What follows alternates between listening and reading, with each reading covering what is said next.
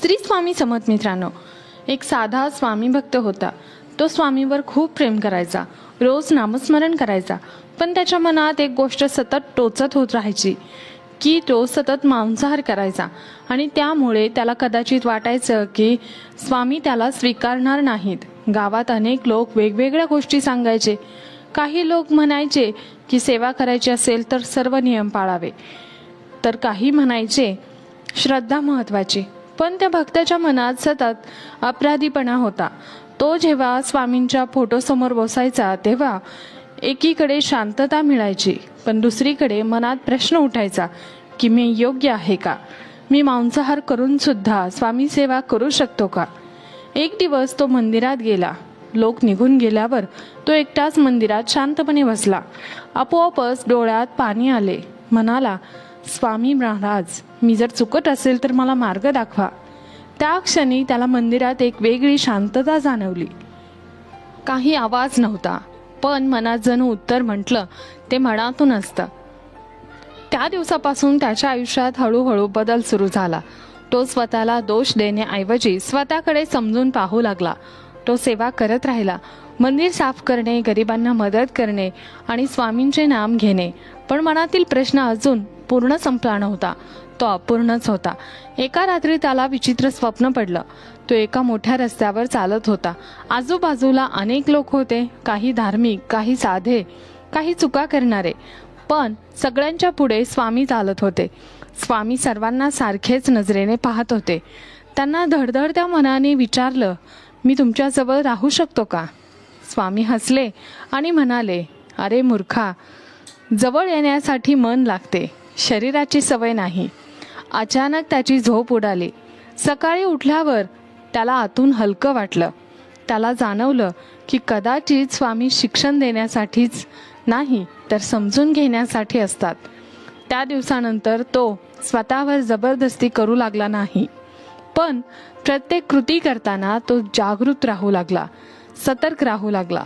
तो विचार करू लागला की मी स्वामींसाठी काय बदल करू शकतो। हळूहळू त्याच्यात शांतता वाढू लागली। घरातली भांडणं कमी झाली। त्याचं कामामध्ये लक्ष लागायला सुरुवात झाली आणि सर्वात महत्त्वाचं म्हणजे त्याच्या चेहऱ्यावर समाधान दिसू लागलं। त्याला कळून चुकलं की सेवा म्हणजे बाहेरून बदल दाखवणे नाही, तर आतून, अंतर्मनातून परिवर्तन सुरू होणे आहे।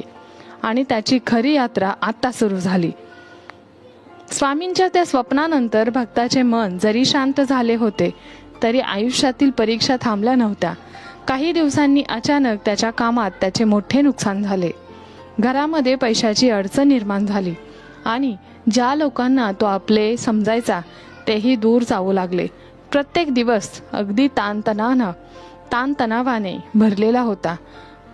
तुम्हाला माहिती आहे, पैसा नसल्यावर जगात कोणीही किंमत देत नाही, याची देखील त्याला जाणीव झाली। अशा वेळी त्याच्या मनात पुन्हा तोच प्रश्न उभा राहिला, कदाचित मी स्वामींच्या मार्गाला योग्य नाही का, म्हणून हे संकट ओढवले आहे का? पण यावेळी तो पळून गेला नाही। तो रोज रात्री स्वामींच्या फोटोसमोर बसून फक्त एकच गोष्ट म्हणायचा, मला शक्ती द्या स्वामी। त्याला जाणवू लागले की पूर्वी तो सेवा करत होता उत्तर मिळवण्यासाठी, पण आत्ता तो सेवा करत होता स्वतःला सावरून ठेवण्यासाठी। एकदा तो खूप निराश होऊन रस्त्यावर चालत होता, मनामध्ये काळजी, डोळ्यात पाणी। अचानक एक वृद्ध माणूस त्याच्या जवळ आला आणि सहज म्हटला, विश्वास ठेव, संकट संपतात। एवढं बोलून तो निघून गेला। फक्त थोडा वेळ थांबला, त्या चेहऱ्याला स्वामींची झलक दिसली। घरी आल्यावर तसं मन विचित्र शांत झालं। त्या रात्री त्याला पुन्हा स्वप्न पडलं। स्वामी एका नदीकिनारी बसले होते। भक्ताने विचारलं, स्वामी, माझ्या आयुष्यात एवढ्या अडचणी का? स्वामी शांतपणे म्हणाले, परीक्षा म्हणजे दूर जाणं नाही, तर मजबूत होणं। सकाळी उठल्यावर त्याला जाणवलं की संकट असूनही तो आधीपेक्षा जास्त स्थिर आहे। हळूहळू त्याने आयुष्यातील अगदी छोट्या छोट्या गोष्टींमध्ये आनंद शोधायला सुरुवात केली। तो आई वडिलांशी शांतपणे बोलणे, गरजूंना मदत करणे, स्वतःवर राग न काढणे। त्याच्या मनात आता एक नवीन समज वाढू लागली। स्वामी सेवा म्हणजे स्वतःला बदलण्याची प्रक्रिया आहे। त्याच्या मनात आता वेगळ्या प्रकारे उभा राहू लागला. त्याला जाणवलं की स्वामींनी कधीच त्याला घाबरवलं नाही, उलट प्रेमाने विचार करायला लावलं. दिवस पुढे गेले तसे त्याचे आयुष्यात छोट्या छोट्या चांगल्या गोष्टी, घटना घडू लागल्या. अडकलेले पैसे मिळाले, घरातील वातावरण शांत झालं. सगळ्यात महत्त्वाचं म्हणजे त्याच्या मनातील भीती कमी होऊ लागले. स्वामी बाहेर नाहीत, त्या आपल्या विचारांमध्ये आपल्या निर्णयांमध्ये आहेत. आणि ज्या दिवशी त्यांनी हे स्वीकारलं त्या दिवशी त्याला आपण पहिल्यांदा खरी शांतता मिळाली. त्याच्या श्रद्धेला पूर्णपणे बदलून टाकणार होता. जसा जसा काळ पुढे जात होता भक्ताची श्रद्धा वाढत होती. पण एक दिवस अशी घटना घडली, त्याच्या आयुष्याचा संपूर्ण दृष्टिकोन बदलला. त्या दिवशी तो खूप थकलेला होता. दिवसभर कामात अडचणी, मनात ताण आणि रात्री घरी येऊन तो शांतपणे स्वामींच्या फोटोसमोर बसला.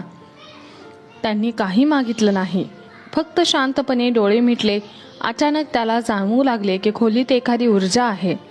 मन शांत होत गेलं. नकळत त्याच्या डोळ्यातून अश्रू आले. त्या क्षणी त्याच्या मनात एक स्पष्ट विचार आला, तू स्वतःला दोष देत राहिलास, पण मी तुला कधीच नाकारलं नाही. त्याने धसकून डोळे उघडले, पण आजूबाजूला कोणीच नव्हते. तरीही त्या अनुभवाने त्याचे मन हलले. दुसऱ्या दिवशी तो मंदिरात गेला. तिथे एक साधू शांतपणे म्हणाले, सेवा म्हणजे प्रेम, भीती नाही. हे एकटाच त्याला वाटलं जणू स्वामी स्वतः त्याच्याशी बोलत आहेत.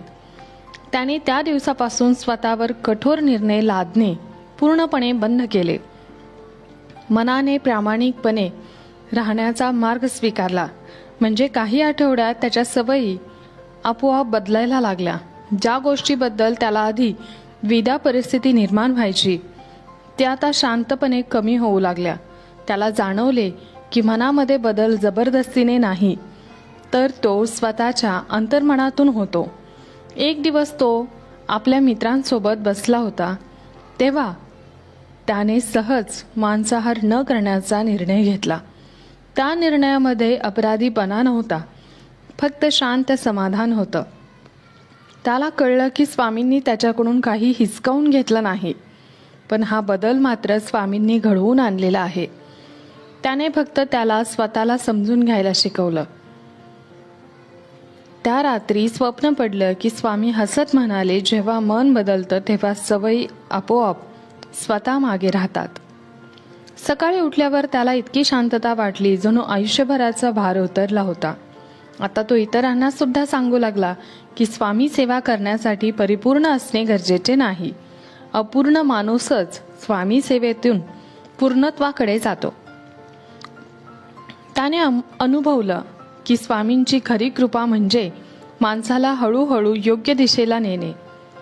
त्या दिवसानंतर त्याच्या आयुष्यातील प्रत्येक अडचण त्याला घाबरवत नव्हती, कारण त्याला खात्री होती की स्वामी त्याच्या सोबत आहेत. आणि त्याच्या मनात आता एकच भावना उरली होती, ती म्हणजे स्वामींच्या प्रती फक्त आणि फक्त कृतज्ञता. भक्तांनो, स्वामी सेवा ही करताना नियमापेक्षा पण जास्त विश्वास आणि श्रद्धेची गरज असते. मन जर शुद्ध असेल तर स्वामी नेहमी आपली सोबत राहतात. हा माहितीपूर्ण व्हिडिओ आणि कथा तुम्हाला जर आवडली असेल तर नक्की लाईक, शेअर आणि चॅनलवर नवीन असाल तर सबस्क्राईब करा. तसेच कमेंट करा. संपूर्ण व्हिडिओ पाहिल्याबद्दल आभार.